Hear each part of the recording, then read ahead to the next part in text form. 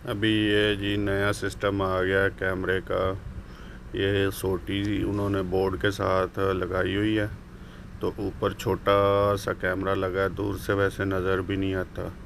ये उन्होंने ये इसलिए लगाए हैं, जो यू टर्न करते हैं ना ऊपर से दूसरी गाड़ी को ओवरटेक करके, या कट्टे लगाते हैं, तो इसलिए लफे के थोड़ा सा पीछे करके लगाते हैं।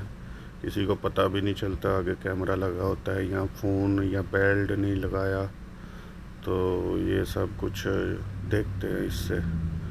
तो अभी ध्यान रखें और गाड़ी इशारा लगा के राइट लेफ़्ट होए, यू टर्न करें और ओवरटेक नहीं करें। यू टर्न करने के टाइम पीछे गाड़ी के पीछे रहें, ऊपर से डबल गाड़ी के साथ यू टर्न नहीं करें, नहीं तो मुखालफा देंगे। और गाड़ी को पट्टी जो लगी होती है ना नीचे, वो उनके अंदर है कि यू टर्न करें, ऊपर से नहीं यू टर्न करें, नहीं तो मुखालफा देंगे। ये सामने नज़र आ रही है।